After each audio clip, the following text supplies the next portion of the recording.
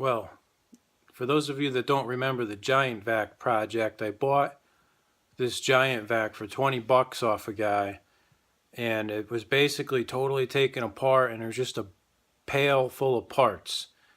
And you can reference back to my first video on it a couple weeks ago to see it, but I figured that we'd start putting it back together. And it doesn't look like a big deal. The whole thing is taken apart. I just have to basically put it together. And I know how it goes. I've done it a million times with Kohler engines, so it shouldn't be a big deal. But we'll see if we can get it going. Well, I figured I'd work on the 8-horse Kohler for the giant vac here, and the first step I have to do is install this magnet back onto the flywheel. So I just found two little bolts here, and there's basically two holes in the flywheel that this will, screw up to the edge with.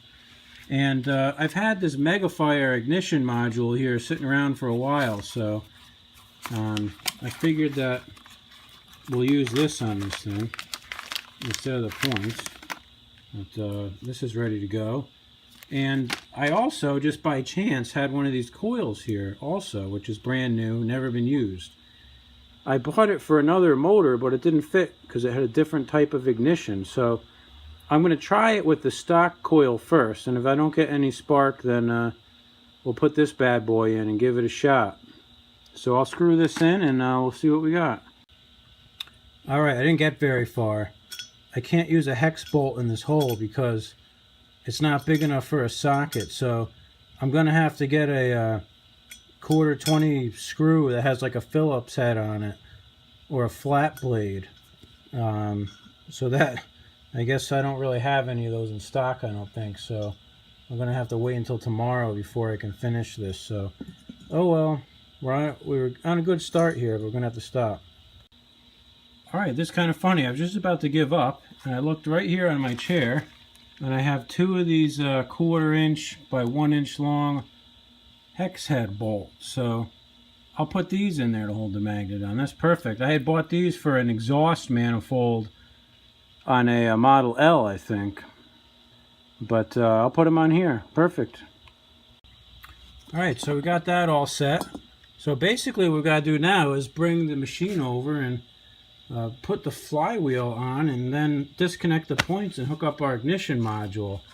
And it's been a while since I used one of these modules here, but I believe what you do is one prong goes to ground, which also goes to the same screw that you mount this thing with, and the other prong goes to the wire that comes out of the coil that would normally have your points and condenser hooked up to it. So it's not that bad, but I will read the instructions, and I'm sure that's what it says, and we'll go from there.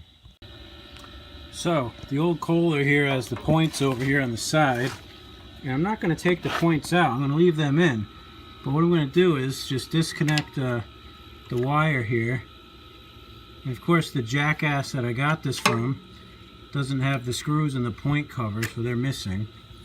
So anyways, actually I don't have to disconnect that. Oh yeah, I should. So anyways, I'll take the wire off the points here. Let's see if we can get that out. There we go. And then what I'll do is I'll just unscrew the wire from the condenser down here. That's tight. Man, I like how the condenser is mounted on the oil pan bolt. Yeah, that ain't coming off. We'll just pull it off. So I'm just going to clip this this wire that comes out of the coil. That's all I really got to do. And then I got to hook up that module to it. I'm just looking for somewhere to mount it to. That's really my issue. And it looks like there's some kind of little hole right there. I don't know if that's supposed to have a screw in it or what, or if it's just something from the casting. It's full of dirt right now. I'm going to take one of these screws off the points and see if that fits in there. Let's see what we got here. The points aren't hurting anything, just sitting here doing nothing.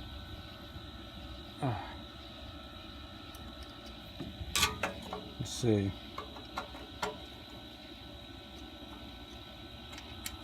Well, that's not the right thread, if it even is a thread. Yeah, that's really my issue. I gotta find some place to mount that module to. Alright, let me find that and we'll come back. Now, what I'm going to do is mount the flywheel here. So I just got to put in this key, then there's a washer and a nut that go on the top where the recoil starter area goes. So let me do that. And I think I'm going to mount the ignition module on the blower housing itself. Either that, or I'm going to take the condenser off of that piece of metal. I'll pound flat that piece of metal and just drill a hole in it and put a bolt into the module. That would work also. So I made this little piece of metal here for the ignition module to mount on, and I basically just took this big sheet here and just cut out a little piece here and drilled 2 holes in it. I put a 1024 bolt through it to hold it on instead of that stupid sheet metal screw that came with it originally. So this actually goes on the oil pan bolt on the block where the original condenser was. So I pretty much just took this condenser off here and more or less traced it on this piece of metal here as a starting point. So I'm just going to go bolt this on there and hook up my lead from the coil to this. And it really is annoying that they have this flimsy little wire here. It's so small. It's got to be like 20 gauge. And the wire that comes out of the coil is probably like 14 gauge. It's really a crappy winky-dink setup. You think they could put some bigger wire on it even if the electronics in this chip didn't need it. We'll see what happens. Well, I got my chip here mounted down here, and I got my spark tester here, and I got no spark. So I'm going to pull the flywheel off again, which is only on there hand tight right now. I'm going to pull that off and take the actual ignition module out here and maybe put my new coil on it. Not ignition module, coil. Sorry, using the wrong terminology. So first maybe I'll take my continuity tester and I'll make sure that there's no shorts to ground anywhere on the wire that's coming out, and maybe I'll check the continuity of the plug wire. But I'm pretty much certain that that coil is shot. And I have one sitting here in the garage, so I'll put it on. It should be like a 2-minute thing. And then we'll see what happens at that point. Alright, so here's the crusty looking coil. So we'll just take that off, and there's 2 bolts here, and this whole assembly should come right off. And, you know, we'll see what we can do here. But I'm pretty sure that that's got to be the culprit, because other than the magnet, there basically is no other moving parts here that make it work except for that coil itself. So let's see if we can get that thing off.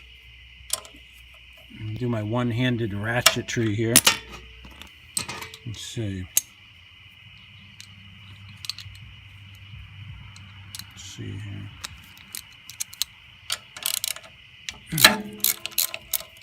That's nice and loose.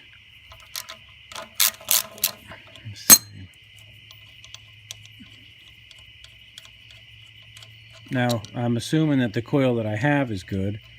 It's banged up a little bit. It's been sitting in a toolbox for a while. But I don't see why that would really impact it too much. So let's see what we got here. So I had to pull these wires in the hole a little bit here. Let's see. So basically the coil just comes right on the back here. And one lead goes out one side to the, to the plug. And the other lead goes to ground. And then the actual plug wire just kind of plugs in that hole there, and that's it. So there's a little clip here that holds it on, so we'll get that out of the way and we'll try to swap it over and see what we can do. Well, turns out that the coil that I have is no good. Whatever is supposed to be in the inside of it here is all hogged out, and when I put it over this pin, I got this issue where the diameter is about twice what it's supposed to be. For example, if you look in here, see how sloppy that is? So what I'm going to have to do is pull the Kohler part number off this and see if I can find a new Kohler coil here to replace this with. I think I can get one for about 40 bucks, and that's what I'm going to do. So yeah, I'll go from there. It's kind of disappointing. I was really hoping that I could get this thing back together tonight, but that's not going to be the case. So, and I don't even know if this Kohler, the name badge on this thing is all shot. So, oops.